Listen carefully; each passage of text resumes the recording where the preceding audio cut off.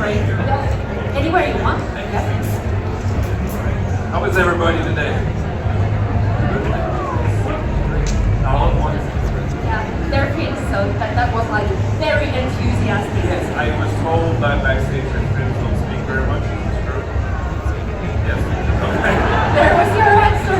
Yeah. So they are really enthusiastic about this. You can see it. Wonderful. Thank you for having me, sir. Okay, so we are ready for your questions. And over here you can take a line here on the center. And please, first questions. Oh my gosh, you got the first one. In The Walking Dead, in like Aaron's character, is there something you would like to see happen in his story in the show that didn't happen? I think there are a lot of things. The good thing, the bad thing about that show is there's so many characters, right? So you have to write for the show as a whole. You can't just write for specific people. But I would certainly love to have seen, more adventures with Aaron and Eric together, of course, and Jesus. They just wanted to see more of that. And I think it would be cool also if there's a spin-off where Daryl gets to France somehow. I don't know how he got to France without like a proper boat.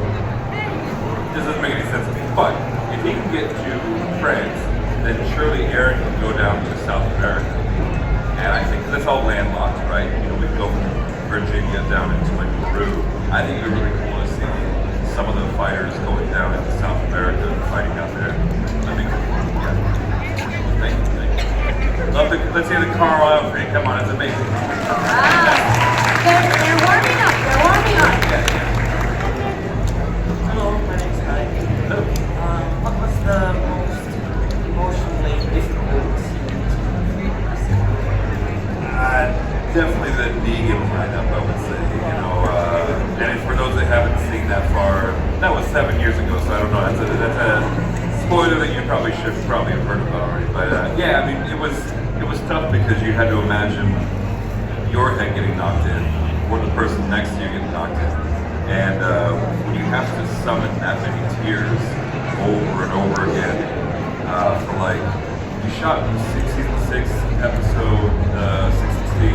And 701 over the span of like 7 or 8 days, and the freezing cold both episodes. So we're freezing our butts off, we're on our knees, and we're crying constantly. It just wasn't fun. And then of course we lose Glenn and Abraham, two of the most beloved characters in the show. Love right there. This is the mosquitoes I kept hearing about. No, they're not. They're still dead. They're still dead? Okay. Where do they go in the wintertime? I want to know. Me too. We want them to stay. You wanted to stay in the ground?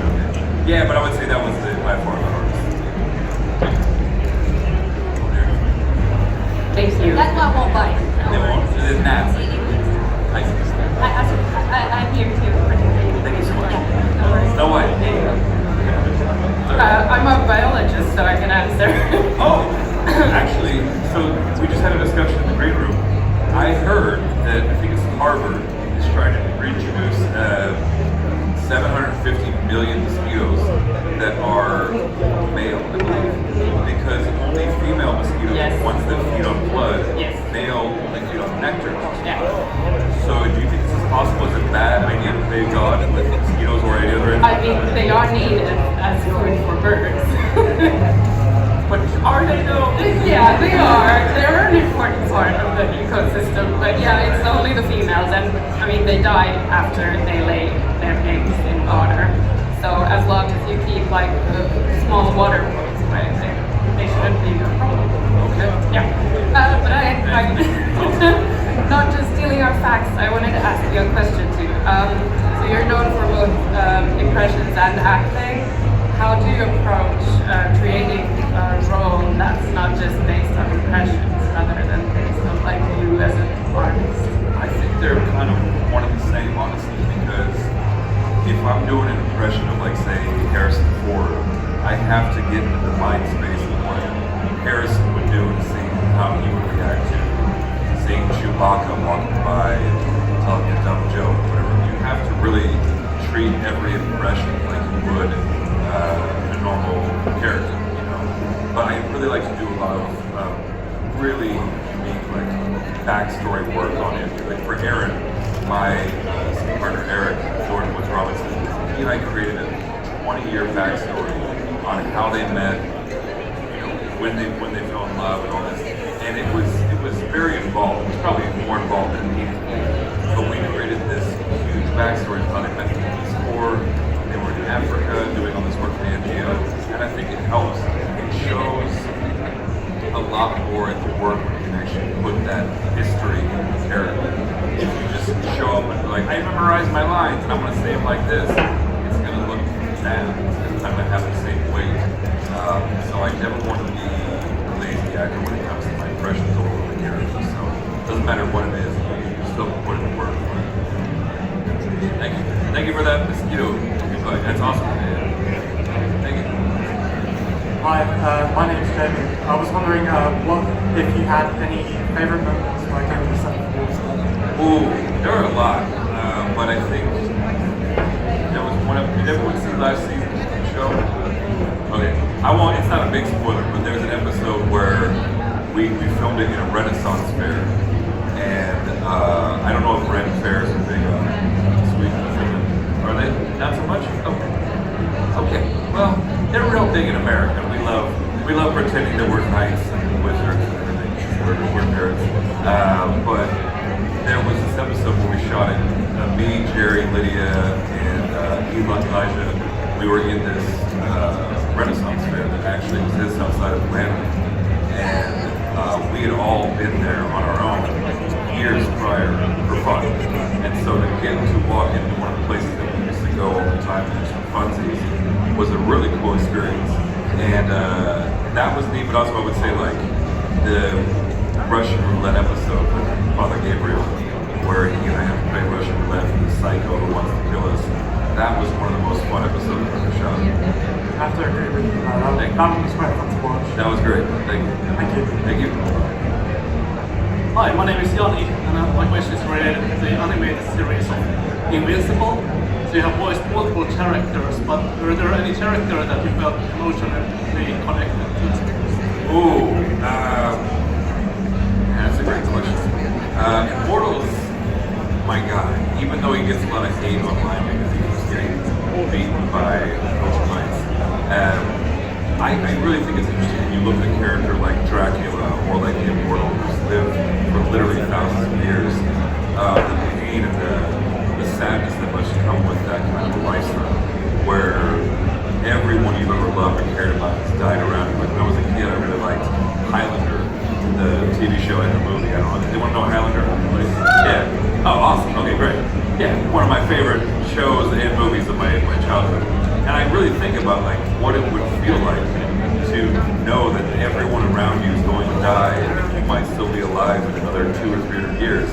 That's a pretty profound thought experiment, and I just always felt this deep connection to the world for that reason. Thanks. Thank you. Hi, I'm Mio. I was just watching season 10, and there's an episode where you have a prosthetic and then you have this spike ball on it. Was it heavy? So there's two different versions of the spike ball, basically. The main one that I wore was like a hard rubber synthetic that was like maybe 5 or 6 pounds. It was not very, I don't know what that is in kilograms. 2 kilograms maybe? I don't know. Anybody who knows how to do metric to imperial conversion? More or less, most of it. Yeah, I wish we would be so much smarter if we had been on the metric system. I don't know what, Americans are dumb, I'm sorry. I apologize. But that was not very heavy, but I had to squeeze my hand in like this because they made it very small for some reason. I have no idea why, but like curling your fingers up like this for 3 seasons was not good for the old, I couldn't feel these fingers for the longest time after the crash. But the metal one, that was for breaking doors and windows. That was probably like 7 or 8 pounds, I would say, so not much heavier. If you have that on all day long, it really started, and every time I would walk, I'd be cutting up my leg, and it was like, it'd be killing me. But, I got to destroy things with a mace hand, so I liked it. I thought it was pretty cool. Ouch, and thank you. You're welcome, thank you. Hi, my name is Ronnie, and I have a theater show in 2 weeks. So what was your advice to getting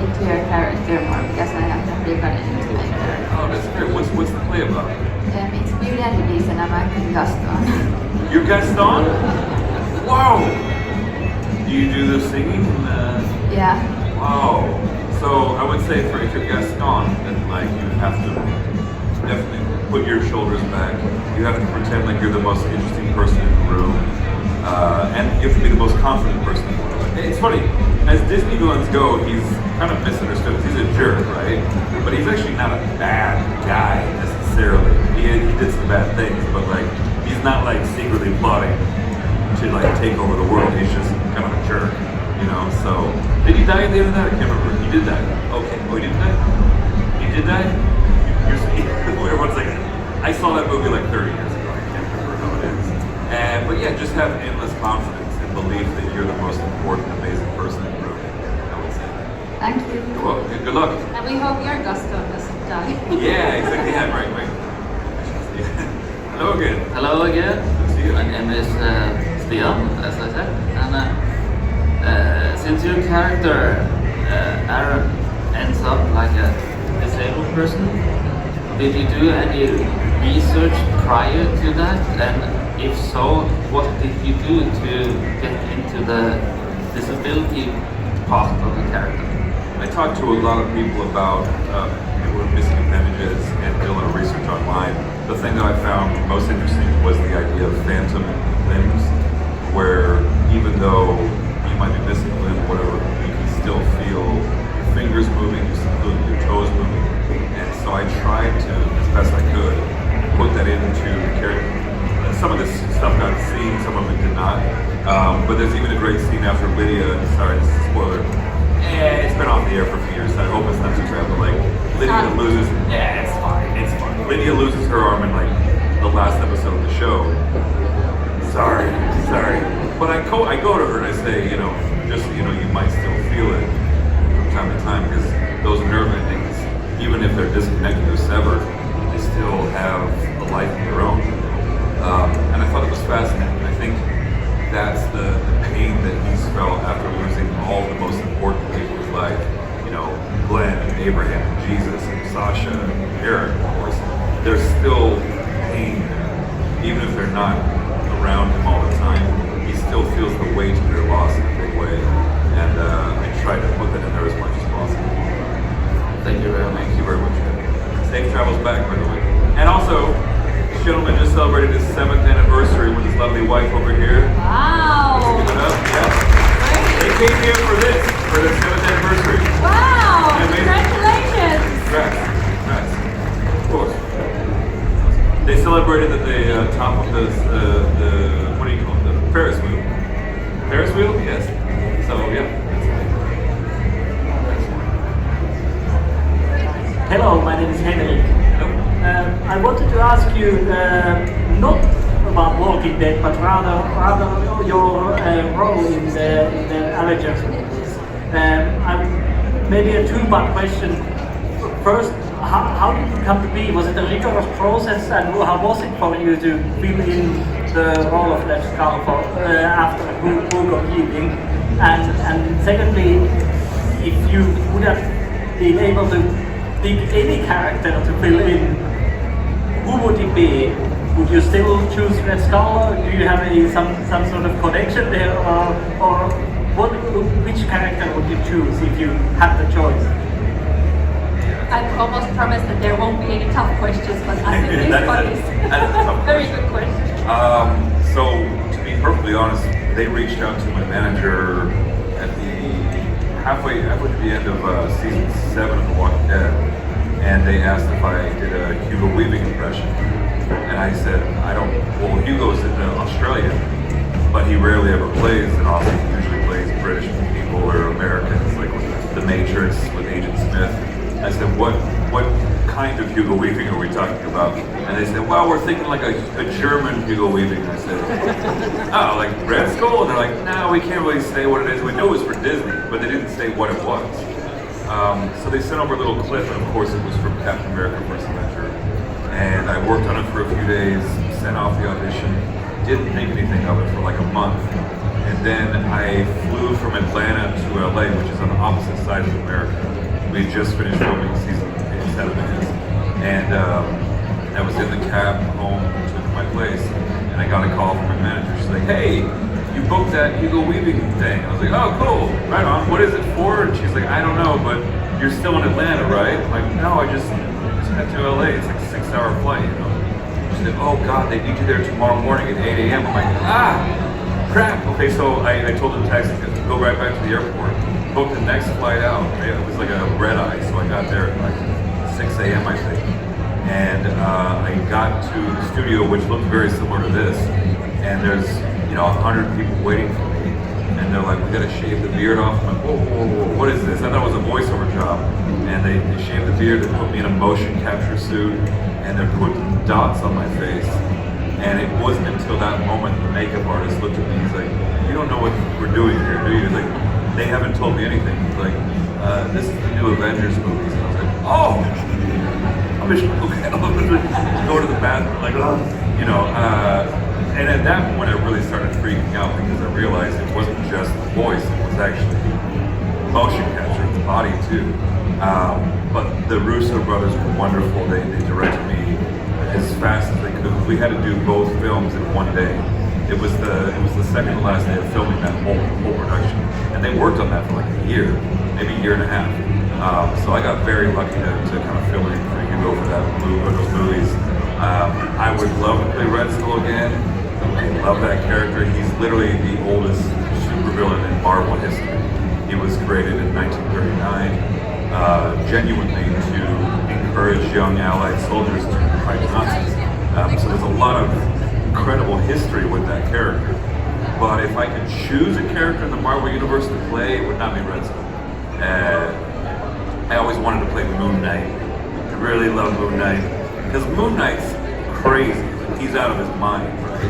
And I think it's fascinating when you look at a character we're not really sure if he's a good guy or a bad guy because he starts killing people indiscriminately. He's not really sure of his own mental faculties at a certain point.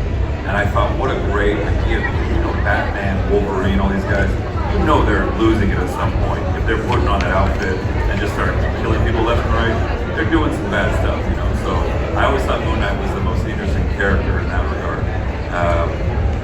So I hope that answers your question. Cool. Thank you. Hello. Moika? Oi. I really like your work in Walking Dead, but the question kind of personal maybe.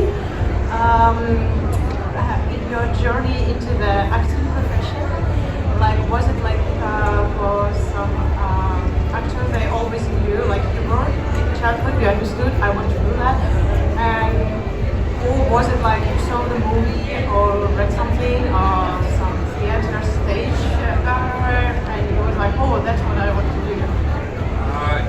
It was a bit of, honestly, my first play that I ever did was in church when I was 7 years old, and it was the Birth of Jesus play, and we all had one line, and I messed up my one line so bad, but the congregation was laughing. They were and it felt good. I knew I messed up. I knew I messed up really badly, but the congregation was laughing, so I thought, oh, that feels nice. I want to keep pursuing that feeling, And I started doing stand-up in high school and college a little bit. I did a lot of plays in Boy Scouts and also in high school, and then I decided to really pursue it in college. But I just always loved the medium of entertainment. Film and TV was always way more interesting to me than theater, even though I love theater. I think you can tell so much more of a complete story with film and TV, whereas with theater, we're up on stage, imagine there's a hawk over here, and imagine there's a giant monster over there, and you can do your best, but when you can actually show that on the screen, the audience doesn't have to do as much work, and they're really sucked into that world.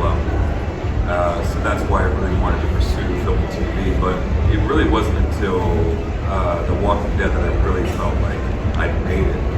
Even though I was doing a bunch of film and TV stuff before that, once you get that big break on something that people give a shit about, then it's oh, nice, okay, we like this thing. And then, of course, doing the stuff with Marvel, that was it still is a dream come true, because that was the thing that made me most I didn't feel like I was alone in the world. But Marvel and Star Wars made me feel like I had a community. And before that, I was picked on a lot. I got bullied because I was the nerdy kid. I had glasses, terrible acne, braces. I just got beat up a lot. And that was the one, Marvel and Star Wars were the two things that like really made me feel like I had a community, you know? So I think these things, Comic-Cons are so important because I never had this growing up as a kid. They weren't available where I lived in Colorado. But if they were, I think I would have been a much more adjusted individual because I was like, wow, there's other nerds like me, amazing, you know? But it took a long time to find that. Thank you. Yeah, in Comic-Con it's all about celebrating the nerds that we are because we're cool, right? Amen. And the nerds are taking over in a big way. So, yes. We will rule the world. Amen. Hi, hello, my name is Rea. I wanted to ask about The Walking Dead because obviously there's lots of death and other bleak stuff happening. So how did you deal with all of that on set? Was there like a professional that you could talk to if things like got a bit too much? Because obviously you're like close to your character. Or do you have like some memories of you guys like comforting each other if Wow, you're that's... just like hit with the death of a loved one? I love this idea so much because that would be the healthiest thing to do, but we're Americans, so we're like, we suppress that, we push the pain down, and pray for the best. That would be really nice if we had an on-set coordinator who helped us through the pain of that, but we never did, we never had that. We would have death dinners though, which was a really cool thing that we, like when a character was being killed off, we would all get together as a cast, and some of the producers would get together at our friend Lisa's house, and we would just, it was like a reverse eulogy. So imagine, is a eulogy a word that we use in Finnish? Yeah. It's where like you say the nice things about a person after they died, but in this way, the person who's about to die is right there in front of you, you know, and they get to hear all the nice things. And I think this should be a thing that we all do. Like before someone dies, the person who's dead won't be able to hear it. So we should all be telling each other how much we like them and love them while they're still with us, you know. But that was the closest thing we had to a healthy send-off. No, we were all pretty. I'm so, you know, disassociated and desensitized to pain and death at this point. We've seen so many heads bashed in, so many bodies decapitated. It's pretty terrible. I think I've seen too many dark things. I'm like, bring it on. I don't. At this point, I don't feel like anything would shock me anymore. You know? Yeah, I'm glad you had the goodbye dinners at least. Yeah. Well, by the way, what is that? It's a slushy. It's my That- emotional support drink. It's very cool. Oh, I meant to ask, I've talked to a few of you. What's like the most quintessential Finnish beverage that I should be drinking? What is it? Coffee. Coffee. That's what we Longo? Yeah, true. Long drink. Is this the salty thing you have with the sardine? With an No, that's a Swedish thing, the surströmming. Ah, I was misinformed. So it's what? It's a type of cider, I would say. Okay. It's a local delicacy. Yeah, it's a long drink. I think it was in celebration of Olympic Games when back in the 80s, Helsinki had it, and they had this pre-made mixture that they sold to the great masses and audiences, and it stays. And now it's lonkero. Yeah, so lonkero. Lonkero. Yeah, but I would still recommend coffee. Just coffee. Really good coffee. Like- There are lots of good Oh. coffee makers here in Okay, Finland. great. We do love our coffee. I think we are one of the top one in consuming coffee in the whole world. We don't drink instant coffee at all. Yeah, it's like Is this why you guys are the happiest Yes. people on earth? Is Yes. that right? Glad that I you feel guys- great. I feel great. Yeah. Just caffeinated all the time. Is that okay? Gotcha. but Nice. we hold our caffeine, as you can see. We're really modest. Yeah, you're very outside. chill. Yeah. Yeah, so we're immune almost. Very what? Immune to the caffeine. Nice. Yes. Yeah. All right. Anyway, thank you very much. Thank you very much. Thank you. Super nice. Hi, magazine. I'm not here as a journalist though, but I'm there just as a fan. And now that it's been some years since The Walking Dead ended, is there something you really, really miss about the shooting, the community you had on set? I miss a lot of things about that show, but the thing I miss most is just killing zombies.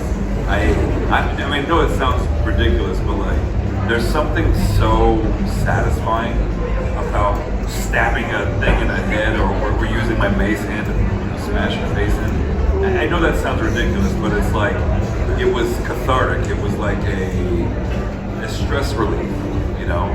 And I know that sounds weird. It probably sounds very morbid, but it's true. It was a great way to get rid of stress, you know? Like, you had a bad day at work, which is for work, and then you go and get... But the fun thing is, like, I would do that all day, and I would go home and get on Call of Duty and play zombie mode and kill more zombies, because I just like killing zombies. I guess that's the thing. But no, the camaraderie. I mean, Andrew Lincoln, who played Rick, was the nicest guy I've ever worked with, and the most professional as well. And the very first thing he said when I came to set 11 years ago, he came up to me and gave me a great big hug, and he goes, "Welcome to the family." And you're like, damn, he stays as Rick Grimes. He's British, but he stays as Rick Grimes all the time. He doesn't break character. And I thought, what an amazing gesture from a guy who's really up here and I was down here, and he didn't have to do that. But he was the same on day one as he was when he left the show. And that's the kind of thing I miss. It's just that we're going to be working in these extreme conditions, in the worst heat, in the worst cold, covered in real bugs constantly that are trying to kill you, honestly. And covered in blood and mud and doing all these crazy stunts. I've messed up my knee. I've got terrible injuries from that show. But you're all in it together. And you miss them. You miss them when it's over, ironically. As hard as it was, yeah. Yeah, I can imagine. Yeah. Thank you. Thank you very much. Thank you. Thank you. We still have time for a few questions. Great. Hello. As a game developer, game developer studied. I was wondering, have you ever played any Walking Dead games? Wolfenstein? The Walking Dead games. Oh, well, yes, I have. There's a VR one that I've played, which was great. Yes, you want it's this? No, I'm just studying, but I was just wondering. Gotcha. And I played a little bit of the Clementine Telltale. Yeah. When that first came out, I tried to play that. But the VR one that I played was awesome. And also I played the one in the arcade where you have the crossbow and you're going around the prison. That was fun. Yeah. Thanks. Of course, yeah, it's awesome. Good luck to you. Hello. I have a question about Invincible. You mentioned that you were voice acting with many characters in that. And the question I have is about the first episode, the Aqua, the half fish, half man character. His voice, did you do it like yourself, or is it like edited into sounding like how it sounds like? Oh no, that was me. So basically, Robert Kirkman, who did Walking Dead, also did Invincible. He knows me. Every time I see him, he's like, "You got a new impression you're working on?" I'm like, "Yeah." And at that time, I was working on Jeff Bridges, and I had just figured out how to do him because I was watching a movie he did on a plane, and it just clicked. I've been trying to do him for years, but the dude, man, you know, the Big Lebowski, man, and I did it for him, and he's like, "Oh, cool. Try putting him underwater." So this voice was bubbling constantly, and that became Aquarius. Like, it literally was that fast, and he just had that idea, put him underwater, and that became the voice of Aquarius. And similarly, a year and a half later, we were doing season 2, and he asked me to play Omnipotus, who is this giant beast who's a monster that's trying to kill all the heroes. And he's like, "You got any new impressions?" And I was like, "Yeah, I'm actually working on Donald Trump now." He's like, "Oh, I don't think we can put him into the show, but let's hear it." So I was like, "I'm gonna do the most wonderful thing, believe me, okay? The greatest thing, I'm gonna be the most wonderful guy, believe me." And he's like, "Yeah, no, that's not right." And I was like, "Well, for what? I mean, what's it for?" He said, "Well, this guy's like a monster. He's like crazy, and he's like, you know, big." And I was like, "Well, what if I tried to make him more monstrous sounding?" And so all of a sudden, this became this voice. There was, "I am going to take over the entire world." And that became the voice of Omnipotus. So it's sometimes just like in that moment you just gotta tweak it a little bit, and that's how these voices come out. So yeah. Wow, that Sorry if that was upsetting. No, I'm amazed. That was great. You can see Ross here also tomorrow. We're gonna talk some more. So if you have questions in mind and you're coming here tomorrow, brace yourselves. You're gonna be here. But right now, let's give a big thanks and a round of applause to Ross Marquandin.